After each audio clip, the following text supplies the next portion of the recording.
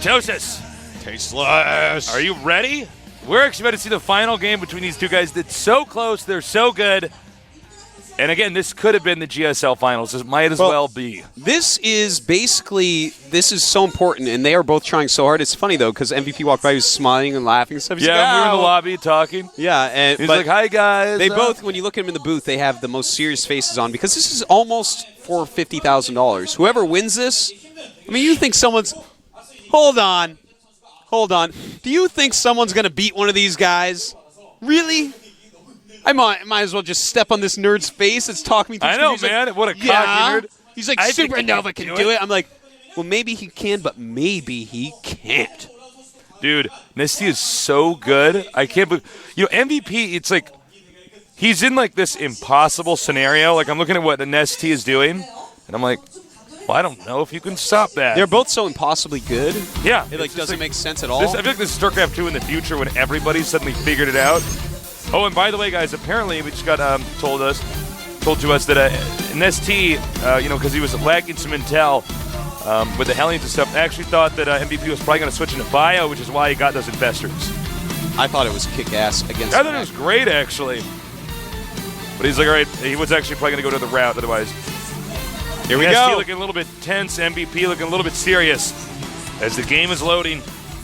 The two best players, hands down, no question, in the world, facing off early on here. Well, I guess not actually that early on. They're facing off in the middle of the tournament here, the GSL Codes. Whoever's going to win may very well win the whole thing. MVP, untouchable Terran, NesTea, the perfect Zerg. Let's go. And thank you to our sponsors. In the bottom center starting location, we have the Game Genie Terran. I am MVP. There he is. The Terran everybody studies. That is right. Now in a very close starting location, Professor T, the perfect Zerg. I am nasty.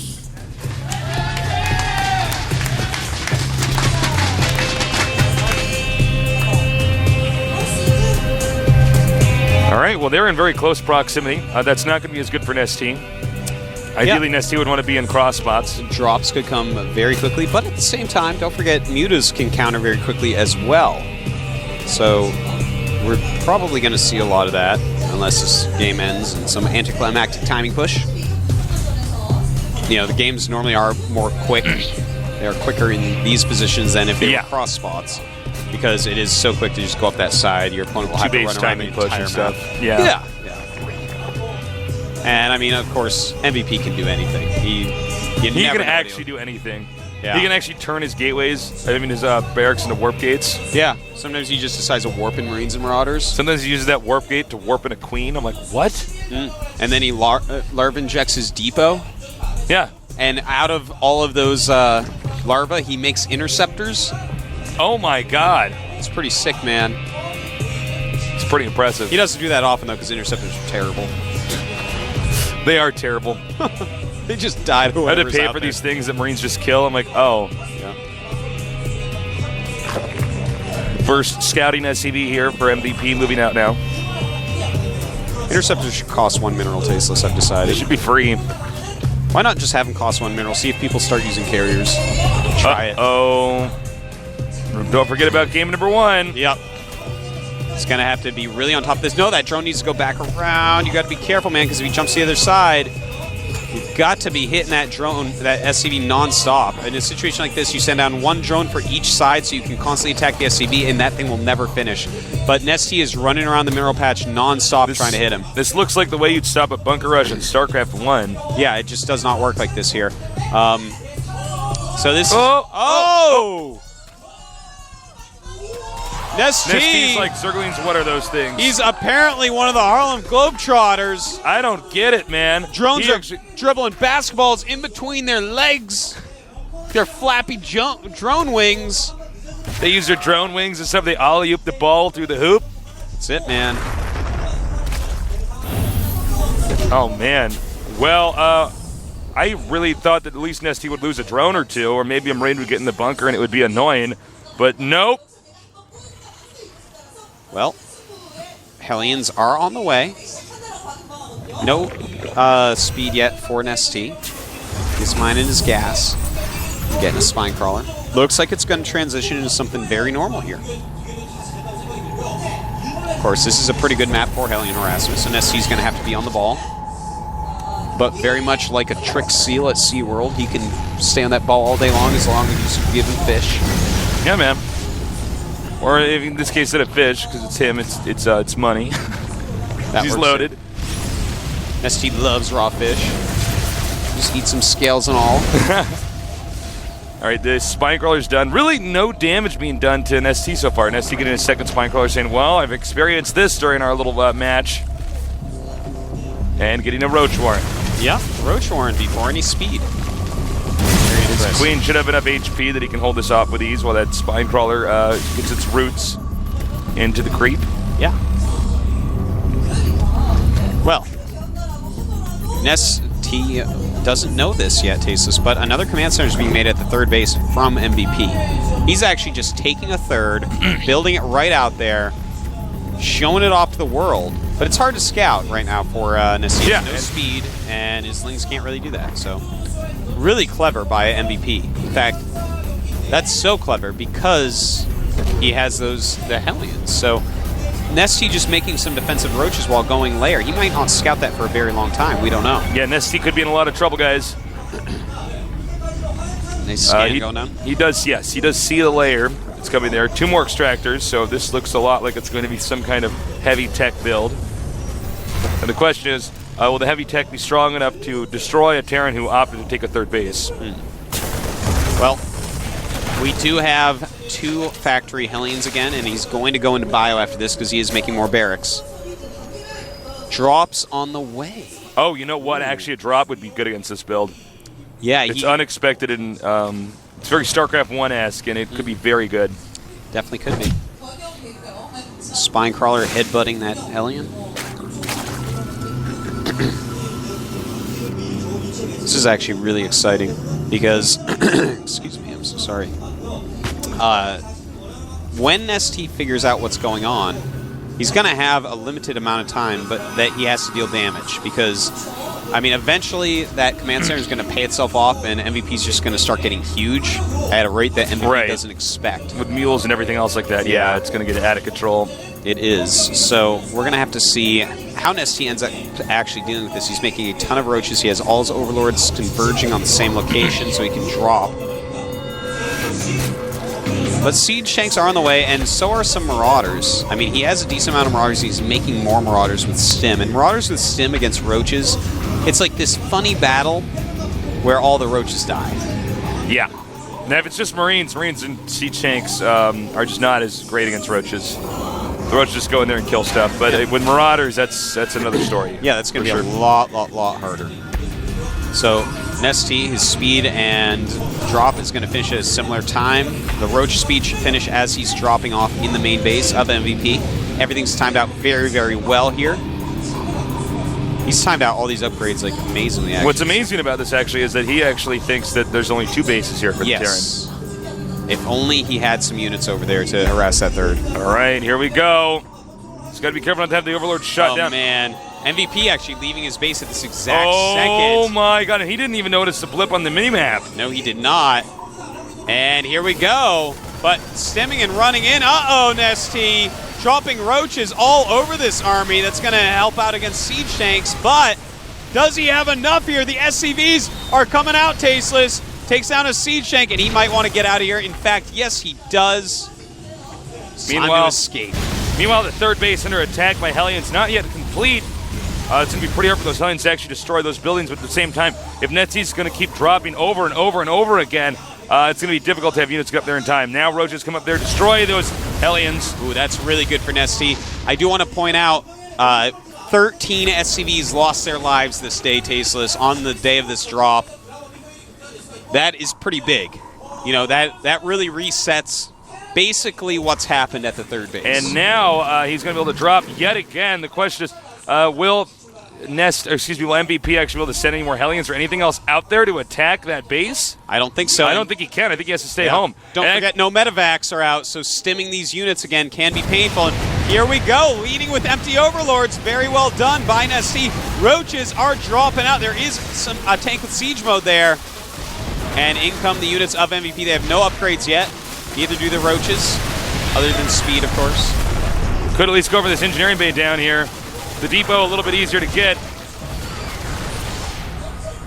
Oh my god, this is so good by NesTea.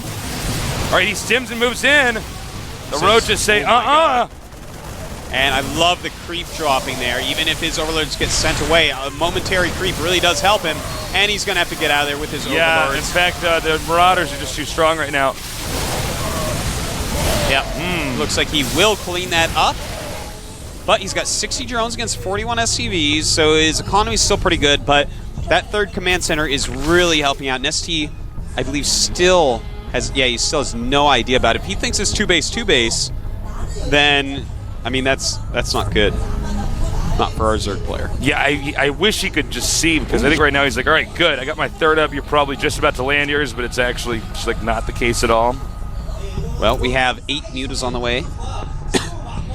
And that little army is going to be really good against Roaches, but guess what? If he goes right now, Ling Muta against that, he's going to actually crush it. It's a lot of Marauders in there. Don't forget, guys, no medevacs as well. Yeah, no medevacs, so it's not like when we normally see mutas being engaged. That's right. Again, if there's no healing going on, it becomes much, much worse. But MVP actually turned around. Damn, MVP is smart. Yeah, he really is. He just feels things tasteless. Both of them do. So 118 is his whole body is made out of fingertip tasteless. Yeah, man. So they're burrowing 2 spine crawlers now. NesTea can read Braille with his butt. Dude, NesTea is so good. All right, now he's moving up here again. I'm not sure if he just wants to try to clear out overlords here. NesTea's still not using his mutas, but we do have a drop in NesTea's main base. Ooh, I like this. Double-pronged attack going on right now. Uh-oh, he should not be doing this over here. MVP is going to get chased out. And that's just too much stuff. NesTea not really taking too much damage anywhere right now. The supply's very close. NesTea up by about 15 right now, 122 to 107. 55 SCVs against what will soon be 85 drones. Wow. In just a moment. NesTea is getting pretty big, but it is 3-base, 3-base. MVP, though, initially was very cautious against drops. Now it looks like he might be gearing up for a timing push. Oh, excuse me, he just sieges up his tanks there. You know, at this point, I would love, because MVP's being really smart. He's making a lot of turrets. He's stifling them. He doesn't want mutilous harassment to really be an issue. But there's still drops. And if you just drop a little group of Lings in there, you're going to take out a lot of turrets. You're going to really annoy MVP. So moves like that would be quite refreshing from NesTea right now. We do checking the mutilus count from Artosis. I would love to taste this at 13 with 2 more on the way. 13 mutas. All right. NesTea getting ready for a drop defense here and taking a 4th base. I think NesTea has just now figured out about the hidden base. Can you just check on his vision? He actually knows about it, right? He does know about it. He grazed an overlord by there. Little does he know it's been mined from a lot more than he would have hoped. And he's going to go for it, Tasteless. Yep, this base, which has basically no defense. Yeah, just this one turret on the side, but one Marine being stimmed up. Very smart by MVP. Chasing that out. Stimming. Yep. That's the way we did it in the Brood War days, Tasteless. Smart. Stim that front Marine, try to scare him out first. You stim the rest if you have to. And here comes the drop now into the expansion hatchery for NesTea, excuse me. And we do have a lot of Roaches and Banes going this way. He might be able to actually save this. Yeah, it looks like he will, in fact. It's going to be a little bit damaged, so he's going to have to watch out. Oh my god, he wasn't paying attention. Maybe it was not. Is it good? All right. And a big push from MVP, Tasteless. This is probably his most important attack that we're going to see so far, guys. It involves NesTea is maxed out, though. All right, he's sweating up the siege tanks. There does not seem to be a ton of Marines in this army, actually. Yeah. This is, I mean, it's a strong army, but that is a big flock of mutas for the amount of Marines we see in here. Luckily, he does have a Thor, so the mutas can't just completely destroy the push all alone. All right, he is making so many banelings. Man. This may all boil down to this one battle, guys. Picking off whatever he can. Just non-stop units coming in for NesTea. Nice, baiting out a stem, and he says, see you later. More, another Thor, more Marines moving up here. Baneling starting, Spine Crawlers being set up here. Don't forget NesTea, is actually now on 4 bases where MVP is still on 3. Although now that I say oh, here we go. He's just going for it. A ton of Banelings coming in, magic boxing the Thor in the meantime. Uh-oh, tasteless. The Marines, a nice clump of them do live, and a bunch of mutas are taken out. NesTea. Suddenly he has a supply deficit. 178, 270. NesTea not in the lead here. More Banelings on the way, though. And don't forget, he did get that Thor, which makes the Marines a lot less of a threat. All right, he needs to start target fighting these siege tanks down, and he does. Nice. Getting one is huge. If you can get another couple, that'll be gigantical. That is not too many Marines, but too many Marines are on the way. If he were to hit right this second, he might be able to break it. But as is, this push is getting just too scary. Beautiful draw. Muta's coming over to clean up, but this means he will lose some Mutas, unfortunately. Actually, only not losing one, actually. Yeah. Well, the gold base has been taken. MVP is closing in. He's landing mules now at the gold base. Yep. That's pretty huge. He's going to keep his macro going. He's now, NesTea's going to try to cut off reinforcements. This is a pretty scary siege tank line. I think if he actually came in from behind with the mutas and actually hit some of the siege tanks. Oh! Whoa. Losing way too much back there. Yeah, in fact, 185 to 200 supply. NesTea having a hard time maxing out again. His mutalist count has dropped significantly. He's at only 11 with 2 more on the way. A lot of Banelings and Zerglings, but 2-2 upgrades against 1-1. With this many siege tanks out there, he's got 10 tanks sieged up. No way Banes are doing anything against that. This is really looking like an MVP victory, Tasteless. Oh, I hope that NesTea can win, but honestly, it's going to be pretty tough. Look, NesTea is actually just continuously making more and more Banelings now. He's actually going to try to erase the map with Banelings and then just power through. That's actually his strategy right here. All right, the Banelings are done. I would assume he has to attack now. I mean, you can't really wait any longer than this. And the flank is incoming, Tasteless. The flank. Here we go.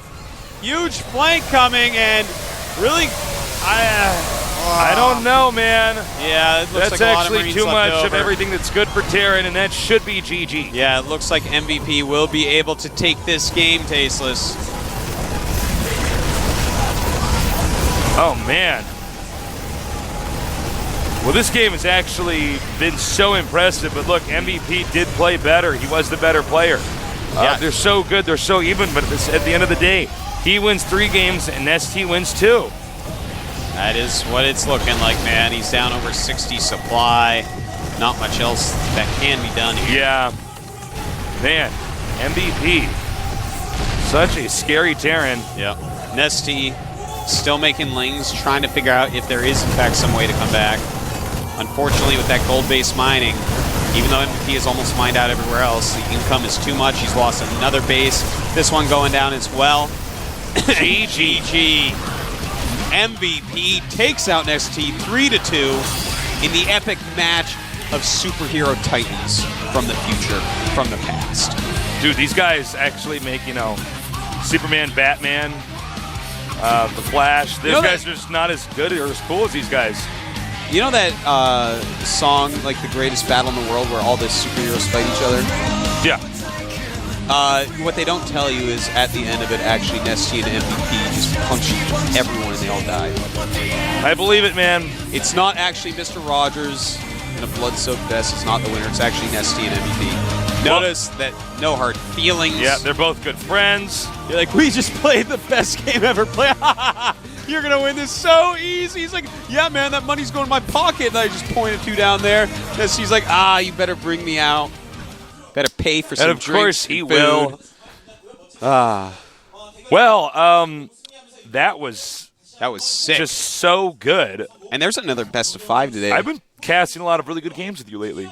Yeah, you know what I mean? TVZ at this point has gotten to it's this really level developed. where it is so unbelievably figured out. People really know what they're doing, which makes for these amazing, long, intense games. Yeah, it's true.